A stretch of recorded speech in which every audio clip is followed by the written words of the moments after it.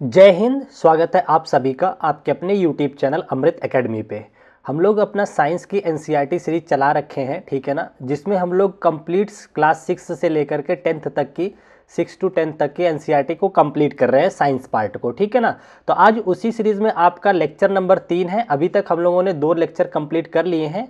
आज के इस तीसरे लेक्चर में हम लोग बात करेंगे फोर्स एंड प्रेशर की, यानी कि बल तथा दाब के बारे में, ठीक है। और जो लोग चैनल पे नए हैं उनके लिए मैं बता दूं, आपके इस चैनल में हम लोग हर तरीके के टीचिंग एग्जाम्स की प्रिपरेशन करते हैं, तो आप लोग चैनल को सब्सक्राइब करके बेल आइकन प्रेस कर लीजिएगा।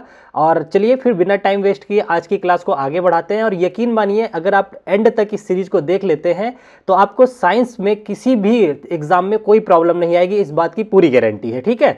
तो चलिए एक एक टॉपिक को अच्छे से समझते हैं और बहुत ध्यान से चीज़ों को सुनिएगा। अभी मैं आपको देखिएगा पूरी की पूरी एनसीईआरटी सफ़र करा के लाता हूँ, ठीक है। बहुत अच्छे से समझाऊंगा, घबराइएगा मत, ठीक है ना। पहले थोड़ा सा थ्योरी समझेंगे, फिर इससे रिलेटेड जितने भी प्रीवियस ईयर क्वेश्चन पूछे गए हैं उनको समझेंगे, ठीक है। थोड़ा सा, हाँ, चलिए सबसे पहले अगर हम समझते हैं फोर्स क्या होता है। फोर्स एंड प्रेशर में सबसे पहले फोर्स यानी कि बल की बात करेंगे, ठीक है ना। आप लोग बहुत बेसिक चीज़ें पता होगी कि कोई चीज, कोई भी एक्शन जो पुशिंग हो या पुलिंग हो, ठीक है ना, जिसको कि हिंदी में अपकर्षण या अभिकर्षण बोलते हैं। पुलिंग और पुशिंग फोर्स क्या बोलते हैं, क्रिया को ही क्या बोला जाता है, फोर्स बोला जाता है, ठीक है, यानी कि बल बोला जाता है, ठीक है। आप लोग अगर एनसीईआरटी में देखेंगे, सॉरी, एनसीईआरटी में जो इसका चैप्टर मिलेगा, एक तो आपको 8th क्लास में मिलेगा चैप्टर नंबर 8 पे, एक 9th क्लास में मिलेगा, उसमें भी चैप्टर नंबर 8 पे ही मिलेगा। तो एनसीईआरटी में 2 जगह है, दोनों को मैंने समराइज किया है, ठीक है। तो जैसा सिंपल सी जो डेफिनेशन है वो समझ गए, किसी भी चीज को धक्का दे देना या खींचना उसे ही क्या बोला जाता है, बल बोला जाता है, ठीक है ना। अब बल के द्वारा क्या क्या काम होता है वो भी हम आपको समझाएंगे, ठीक है। जैसे कि आपके एनसीईआरटी में ये एग्जांपल्स दे रखे हैं। यहाँ पे देखिए एक गोली है जो फुटबॉल को रोकने के लिए क्या लगा रहा है, बल लगा रहा है, ठीक है ना। ये हॉकी से गेंद को मारने के लिए बल लगा रहा है। विकेट कीपर गेंद पकड़ने के लिए क्या अप्लाई कर रहा है, फोर्स अप्लाई कर रहा है, यानी कि बल अप्लाई कर रहा है, ठीक है ना। चलिए अब कुछ बेसिक चीजें बल से रिलेटेड हैं, जो फोर्स से रिलेटेड है, उसको हम लोग जान लेते हैं, ठीक है। सबसे पहले तो आपको ये जानना है कि जो फोर्स होता है यानी कि बल होता है, एक सदिश राशि होता है, ठीक है ना, यानी कि वेक्टर क्वांटिटी होता है। सदिश से क्या मतलब होता है, इसके पास परिणाम भी होता है और दिशा भी होता है। जैसे अगर ये पेन है, मैंने इस पे 5 न्यूटन बल लगाया आगे की तरफ, तो ये मूव करेगा, आगे की तरफ ही मूव करेगा। तो इससे ये पता चलता है इसके पास क्या है, परिणाम के साथ साथ दिशा भी है, ठीक है ना। अगर हम इसके मात्रक की बात कर ले, फोर्स का मात्रक जो होता है न्यूटन होता है, ठीक है। बहुत बेसिक चीजें हैं, ये आप लोगों को पता भी होंगी, लेकिन रिवाइज में करवा देता हूं। बहुत अच्छे अच्छे क्वेश्चंस भी ले रखे हैं हमने, ठीक है ना। अब हम फोर्स से रिलेटेड कुछ इंपॉर्टेंट फैक्ट जो है साइंस के आपके एनसीईआरटी का, उसको जान लेते हैं, ठीक है।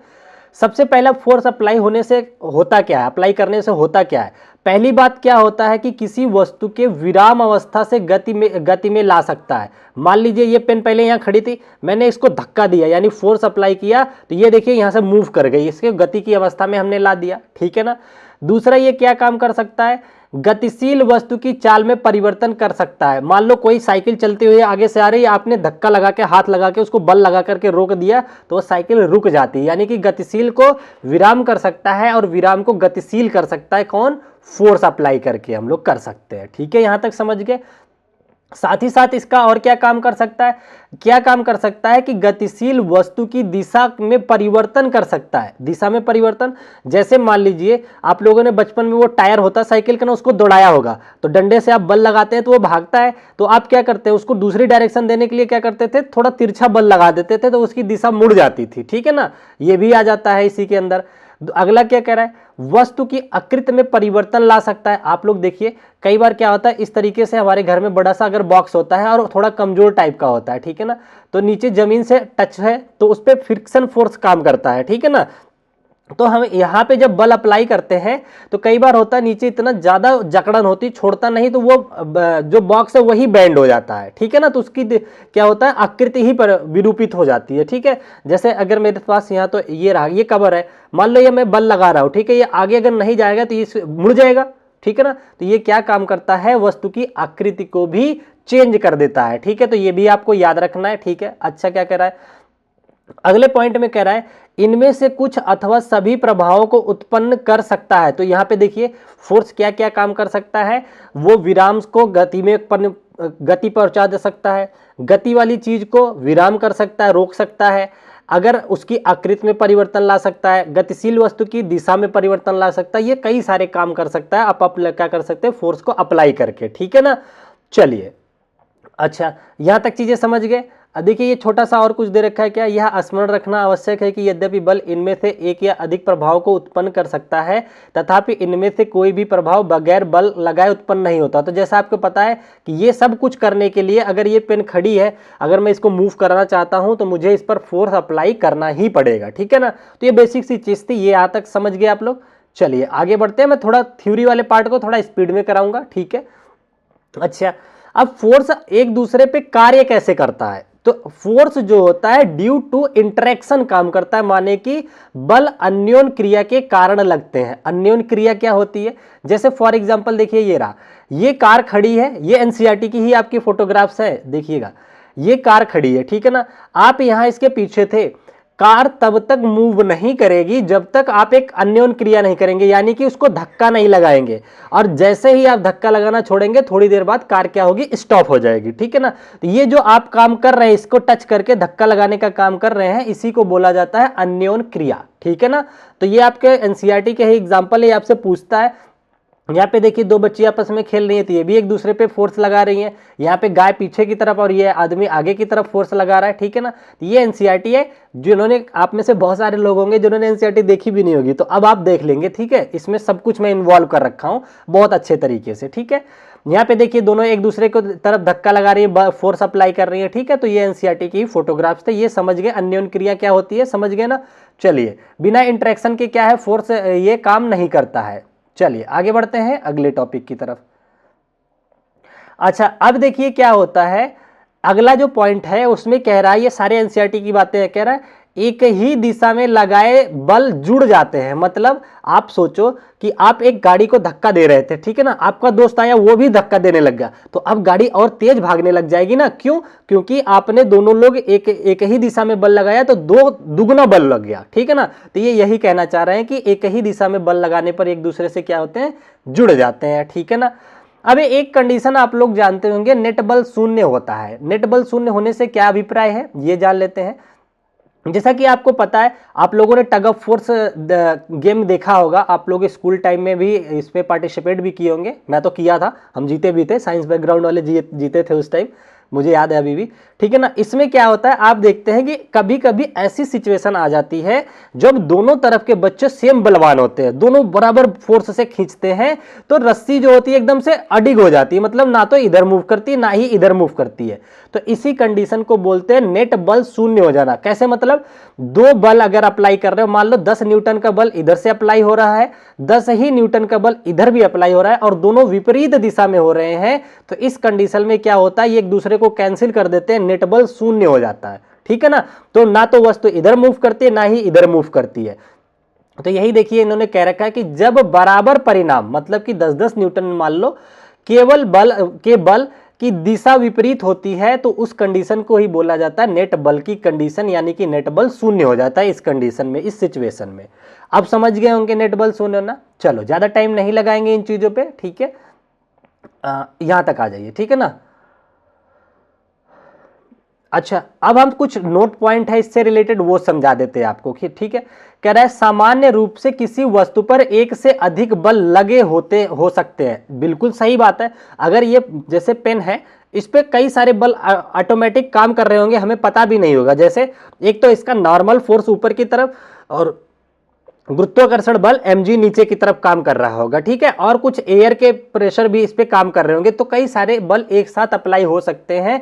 आपसे कई बार सीटेट में पूछ रखा है कि एक वस्तु या एक बुक जो है टेबल पे रखी हुई है, उस पे कितने बल काम करेंगे, केवल एक, केवल दो, इस तरीके से। तो आप ये बात याद रखना कि एक स्वतंत्र रूप से रखी हुई वस्तु पे कई सारे बल काम कर सकते हैं, ठीक है ना। और क्या है, तथापि वस्तु पर इनका प्रभाव नेट बल के कारण होता है। वस्तु अगर स्थिर है तो इस पे नेट बल शून्य हो रहा है, यानी कि जितना नॉर्मल फोर्स उतना ही mg लग रहा है, जितना इधर से प्रेशर लग रहा है उतना ही इधर से, तभी वो वस्तु स्थिर अवस्था में है, ठीक है ना। तो आई होप ये भी समझ गए होंगे आप लोग। चलिए आगे बढ़ते हैं अगले टॉपिक की तरफ, ठीक है ना। अब देखिए, जैसा कि मैंने आपको बताया था, ये देखिए आपके एनसीईआरटी का ही एग्जाम्पल है। इसमें कह रहा है बल क्या कह रहा है कि बल वस्तु की गति की अवस्था में परिवर्तन कर सकता है। गति की अवस्था में परिवर्तन से मतलब है पहले मान लो 20 की स्पीड से दौड़ा रहा था ये, और तेज बल लगाने लग गया तो ये 30 की स्पीड पे पहुंच गया, ठीक है, तो उसकी अवस्था ही बदल सकता है, ठीक है। देखिए अगर चीजें आप लोगों को अच्छी लग रही है, मेरी एनसीईआरटी सीरीज अच्छी लग रही है, अच्छे से कंटेंट देखिए, आधे घंटे या 45 मिनट की क्लास तैयार करने के लिए मुझे इसके बैकग्राउंड पे कम से कम 2-2.5 घंटे काम करना पड़ता है। ये सारे फोटोग्राफ्स लगाना एनसीईआरटी के और उनमें से इंपॉर्टेंट चीज़ें सेलेक्ट करके लाना, इसमें थोड़ी मेहनत हो जाती है। तो मैं आप लोगों से इतनी तो उम्मीद जरूर करूंगा कि आप लोग सपोर्ट करोगे। कुछ नहीं तो आप लोग एक पॉजिटिव कमेंट ही कर दिया करो, ठीक है। 2-4 मिनट, अभी तो कोई एग्जाम भी नहीं है, 2-4 मिनट का टाइम ज़्यादा से ज़्यादा लगता है। अगर कमेंट करते रहेंगे ना, उससे मेरा मोटिवेशन बना रहेगा और मैं इस सीरीज को कंटिन्यू रखूंगा टिल द लगभग 55 दिन में आप लोगों को जरूर करा दूंगा, जिससे कि आपका साइंस का जितना भी बेसिक है वो अच्छे से क्लियर हो जाए, ठीक है ना।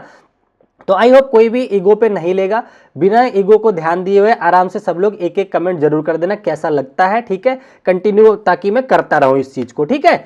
और टाइम वेस्ट तो मैं वैसे भी नहीं करता कभी किसी क्लास में। तो ये समझ गए अवस्था परिवर्तन कैसे करता है। चलिए आगे बढ़ चलते हैं। सारी फोटो में दिखा दूंगा जो भी एनसीईआरटी का, काफी इंपॉर्टेंट है, यहां से बहुत जो है क्वेश्चन बनता है। Contact and non contact force, यानी कि संपर्क बल तथा असंपर्क बल क्या होते हैं, ठीक है ना। अब देखो संपर्क बल असंपर्क बल क्या होते हैं। वह बल जिसको अप्लाई करने के लिए हमें वस्तु को टच करना पड़ता है उसे संपर्क बल कहते हैं, ठीक है ना। जैसे देखो अगर मुझे चाटा लगाना है तो बिना किसी को अगर चाटा लगाना तो आपको टच कराना पड़ेगा, ठीक है। यानी कि आप अपनी बॉडी के मतलब मसल्स से जितने भी फोर्स अप्लाई करते हैं, जिसको कि हिंदी में पेशीय बल बोलते हैं, तो वो एक संपर्क बल होता है। उसको बिना टच किए आप किसी को मार नहीं कर सकते, ठीक है ना। वो साउथ की मूवी अलग है कि हवा में चाटे मारो और दूसरे वाले को लग जाए, ठीक है ना, तो वो नहीं होता है। अब आपको समझ में आ गया होगा। संपर्क बल यानी कि कांटेक्ट फोर्स को अप्लाई करने के लिए हमें संपर्क करना पड़ता, मतलब कि वस्तु को टच करना पड़ता है, ठीक है ना। दूसरा नॉन कांटेक्ट फोर्स वो होता है जिसमें हमें वस्तु को टच करने की जरूरत नहीं होती, अपने आप बल उस पर अप्लाई हो जाता है। तो आपसे पूछता है 4-5 एग्जांपल देगा और आपसे पूछेगा इसमें से कौन सा बल है जो है कांटेक्ट फोर्स का है, कौन सा जो है नॉन कांटेक्ट का है, ठीक है ना। तो आपके एनसीईआरटी में देखिए जो दे रखा है पेशीय बल। पेशीय बल यानी कि मस्कुलर फोर्स वो है, जैसे आप पशुओं द्वारा अगर काम करवा रहे हैं, देखिए कह रहा है पशुओं का पेशी बल अनेक कठिन कार्यों के लिए प्रयोग किया जाता है। जैसे ये सामान ढुलने के लिए देखिए एनसीईआरटी में दे रखा है, तो इस तरीके से बल लगाया जाता है, तो ये कांटेक्ट फोर्स हो जाता है, ठीक है।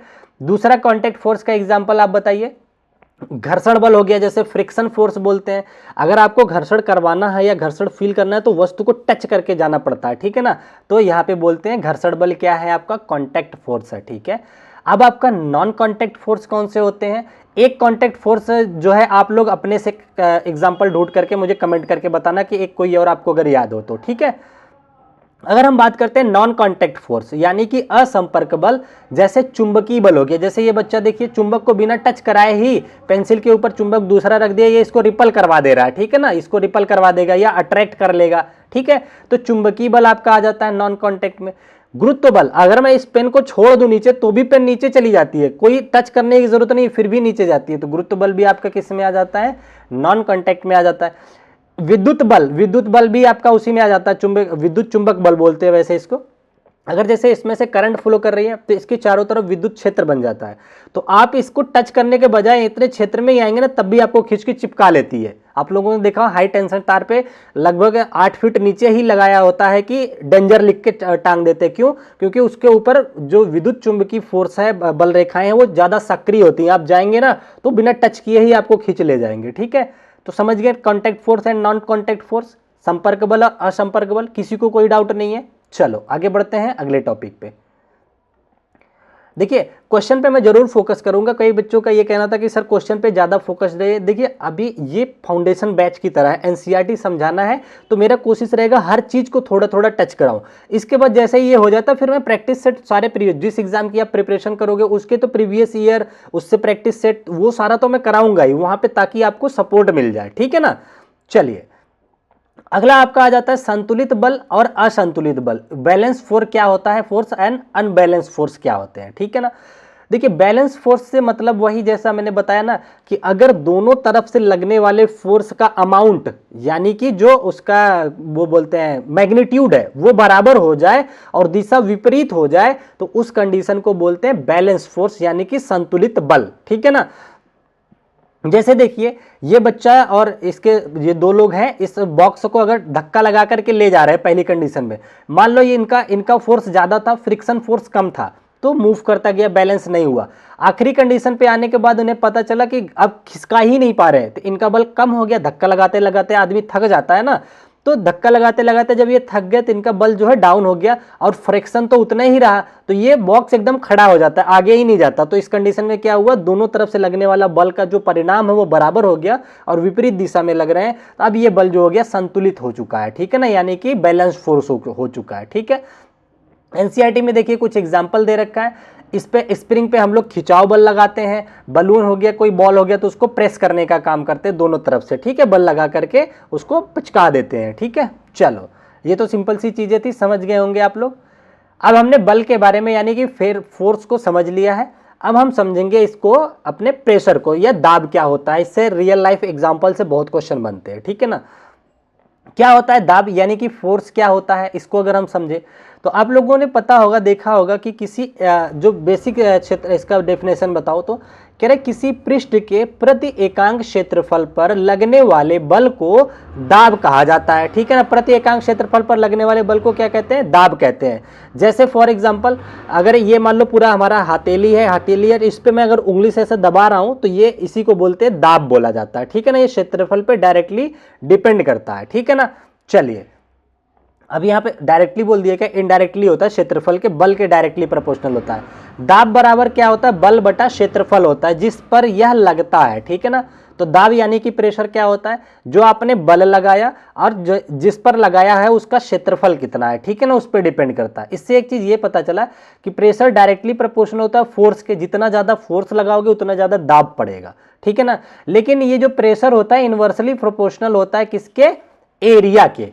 इसका क्या मतलब है, एरिया ज्यादा होगा फोर्स कम लगेगा, एरिया कम होगा फोर्स ज्यादा लगा होगा। ठीक है ना, आप लोगों ने तमाम एग्जांपल देखे होंगे कि चाकू के जो धार होती है पतली क्यों करी जाती है, क्षेत्रफल कम करने के लिए ताकि दाब ज्यादा लगे।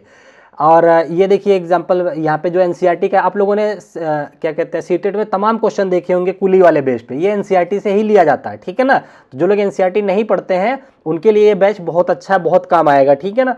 देखिए एक पहले एग्जाम्पल दिया था कि कील को डायरेक्ट उसमें तख्त में लगाया जा रहा था तो नहीं जा रही थी, लेकिन जब इसका एरिया कम कर लिया गया, एक कील पतली नोकीली कील ले आया गया, तो ये कील लकड़ी के तख्त में आसानी से चला गया। क्यों, क्योंकि उसका क्षेत्रफल कम हो गया। ठीक है, आपसे क्वेश्चन पूछता है कि एक कुली अपने सर पर पगड़ी क्यों बांधता है, तो वो अपने संपर्क क्षेत्रफल को बढ़ाने के लिए बांधता है ताकि जो प्रेशर है वो कम लगे। उसमें आपको 4 ऑप्शन देगा कि सेफ्टी के लिए बांधता है, बल कम लगे, ये सब नहीं होता, प्रेशर कम करने के लिए करता है ये काम। ठीक है ना, तो अब समझ गए होंगे बल की कंडीशन, दाब की कंडीशन क्या होती है। चलिए यहां तक समझ गए बेसिक चीजें। अच्छा, और इसमें कुछ और बताने लायक है।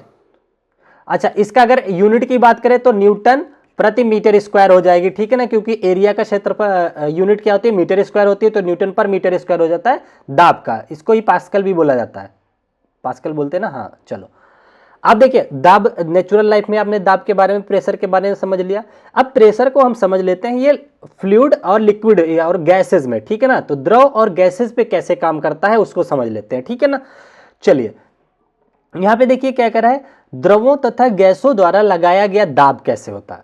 देखिए कह रहा है गैसें जिस बर्तन में रखी जाती हैं उसकी दीवारों पर दाब डालती हैं। ये याद रखना, सिलेंडर में अगर गैस है तो वो चारों तरफ, हर तरफ दाब को अप्लाई करती है, तो ये आपको पता रहना चाहिए, डायरेक्ट क्वेश्चन बनता है। ठीक है ना, अब द्रव कैसे दाब लगाता है उसको मैं समझा देता हूं एग्जाम्पल लेकर के। ठीक है ना, एक चीज ये ध्यान रखना, किसी बर्तन की तली पर पानी द्वारा लगाया गया जाने वाला दाब स्तंभ की ऊंचाई पर निर्भर करता है। मतलब अगर ज्यादा ऊंचाई तक पानी यहां तक भरा है तो इस पर दाब जो है ज्यादा लगेगा, पानी कम भरा है तो दाब कम लगेगा। ये एग्जाम्पल है एनसीईआरटी में प्रैक्टिकल कराया गया है, जिसमें यहाँ पे बलून बांध दिया गया है, पानी इसमें इतने भरा गया तो बलून कम फूला। ठीक है ना, क्योंकि दाब जो है प्रेशर कम लगा क्योंकि पानी कम ऊंचाई तक था।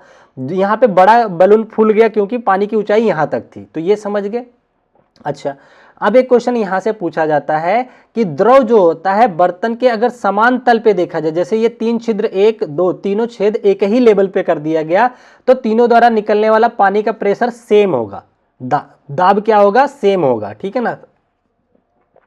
लेकिन यहीं पे एक एग्जांपल ये है कि अगर मान लो एक छेद यहाँ पे है, एक इसके ऊपर है, एक इसके और ऊपर है, ठीक है ना, तो सबसे ज्यादा प्रेशर उस पे लगता है जो सबसे नीचे होता है। जैसे मान लो ये ए है, बी है, सी है और पानी से भरा हुआ लबालब, ठीक है ना, तो इसका प्रेशर सबसे ज्यादा होता है, उससे कम इसका होता है, सबसे कम होता है सी वाले का।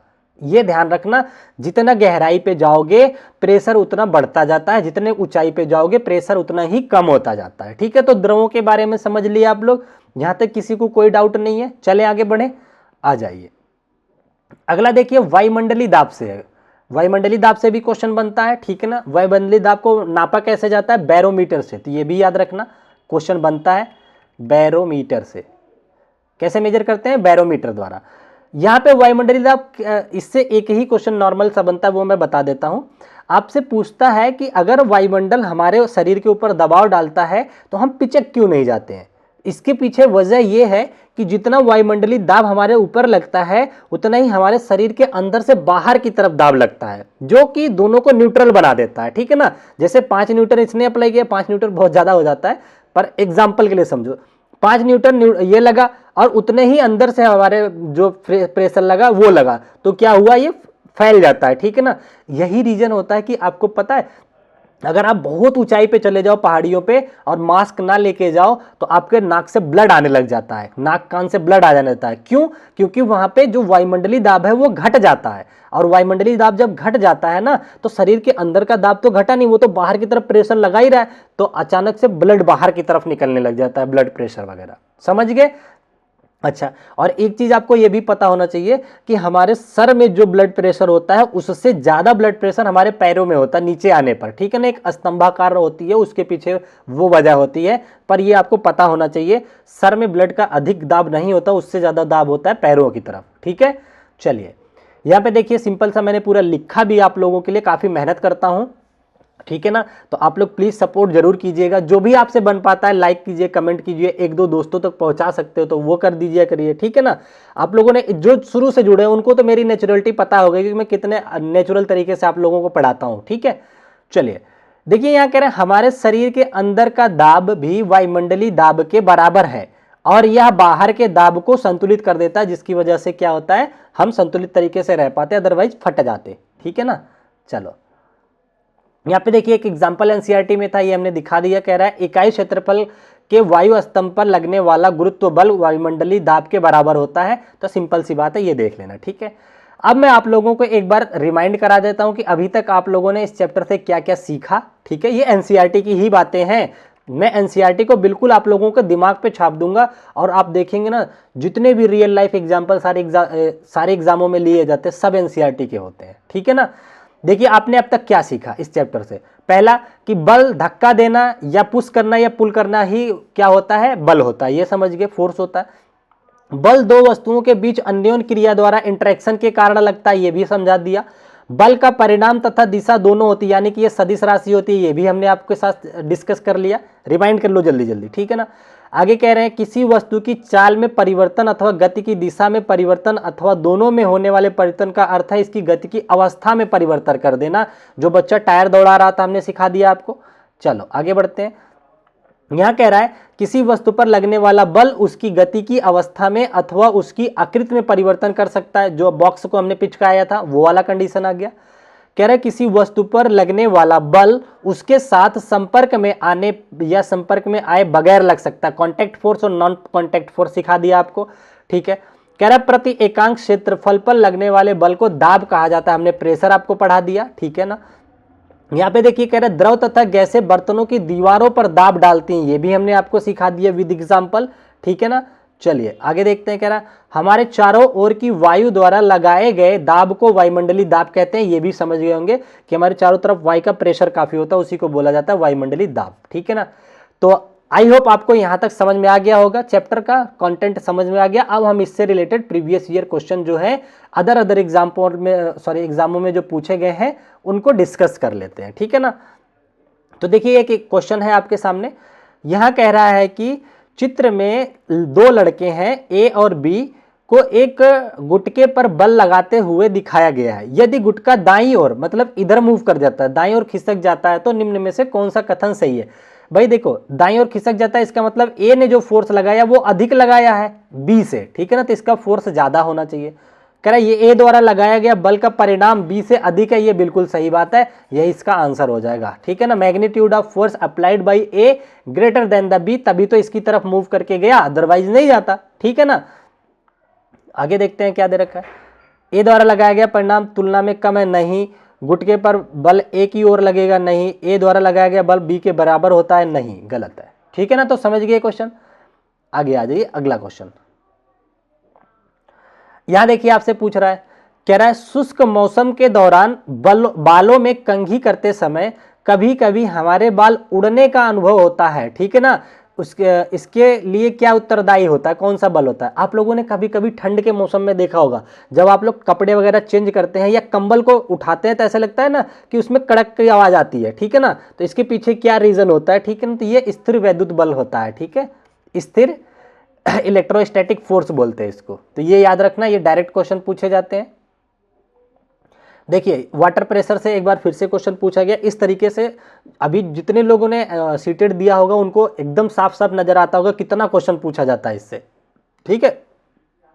सॉरी, मैं थोड़ा सा पानी पी लूं, इसका आंसर आप लोग तब तक कमेंट में बताइए क्या होगा।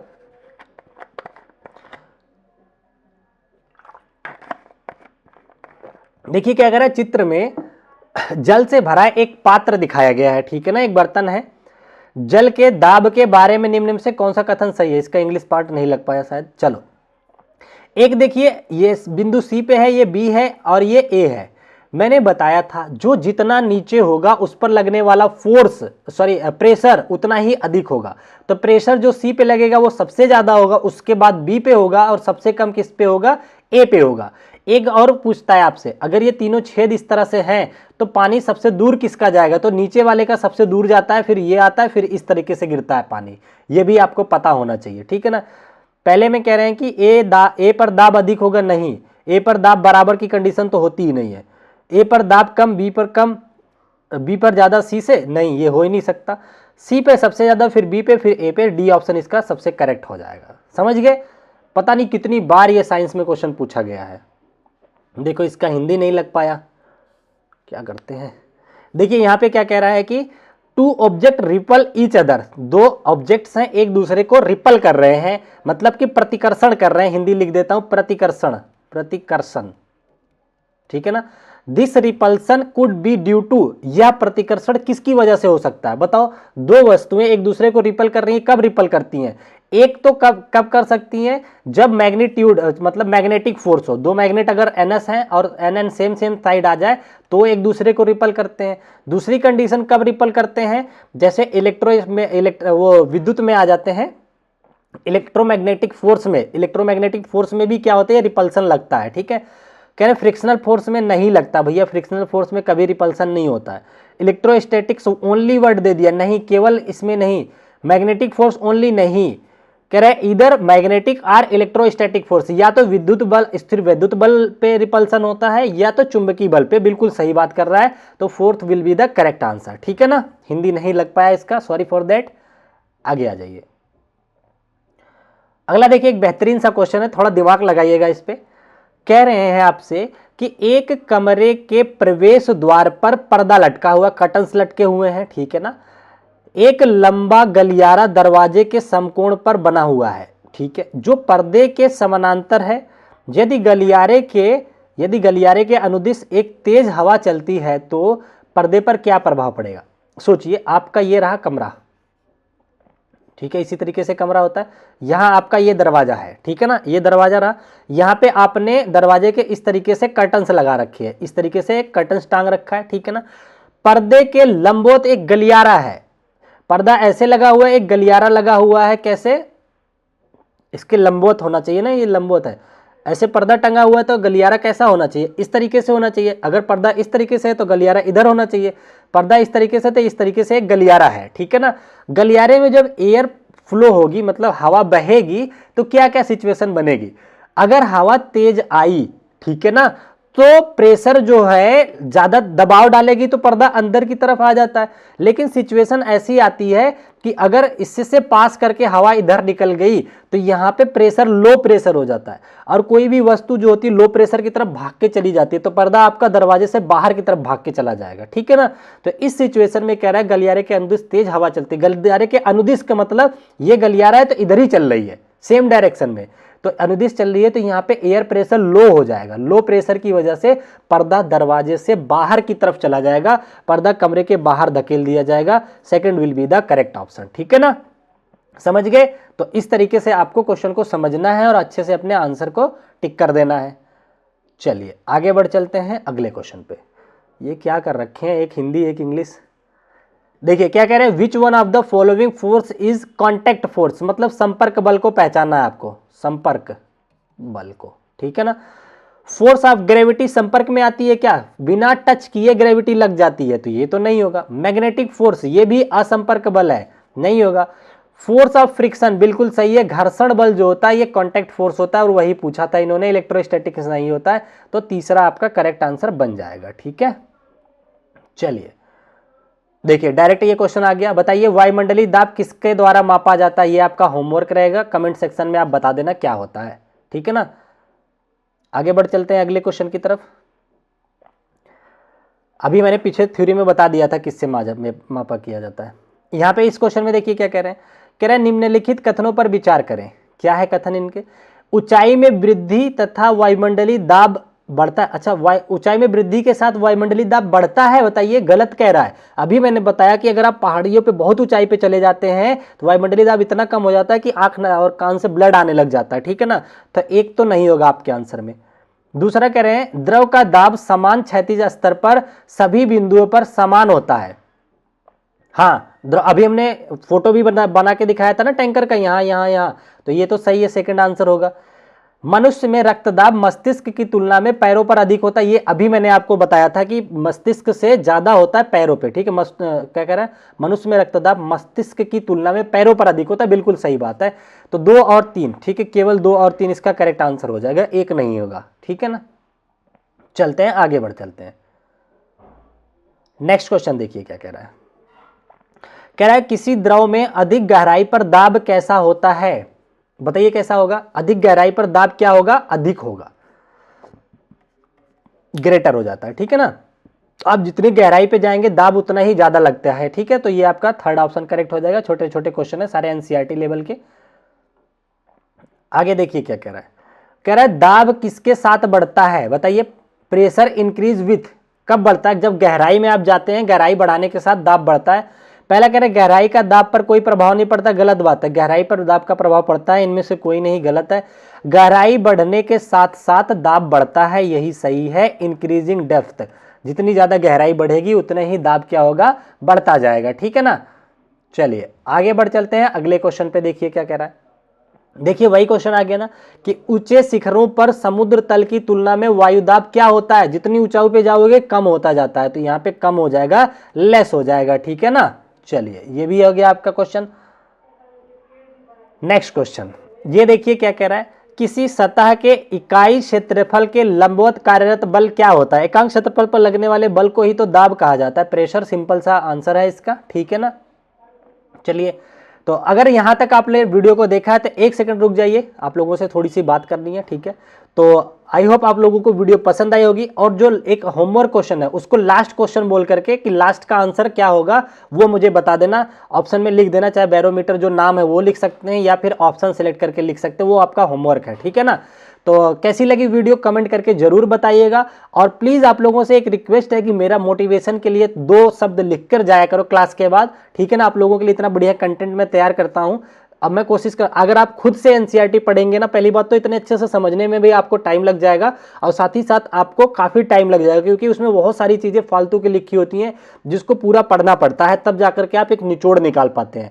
मैं इस सीरीज में क्या कर रहा हूं कि आप सारा मेहनत खुद कर दे रहा हूं, और आपके साथ एनसीईआरटी की फोटोग्राफ्स के माध्यम से जो भी इंपॉर्टेंट टॉपिक्स है उसको डिस्कस करके जितने भी PYQs अदर एग्जाम्स में पूछे गए हैं या आपके NCERT एग्जाम्पलर के हैं, हर जगह से क्वेश्चन उठा करके आपको दे देता हूं, ठीक है। तो आप लोग प्लीज सपोर्ट जरूर कीजिएगा, इतना रिक्वेस्ट है आप लोगों से, ठीक है। तो लाइक, कमेंट्स और सब्सक्राइब कर लीजिएगा और एक दो दोस्तों तक जरूर पहुंचा दीजिएगा, ठीक है। तो आज की वीडियो को यहीं तक रखते हैं, फिर मिलेंगे आप लोगों से नेक्स्ट वीडियो में। तब तक के लिए आप अपना ध्यान रखें। Bye bye, take care, thank you so much, जय हिंद।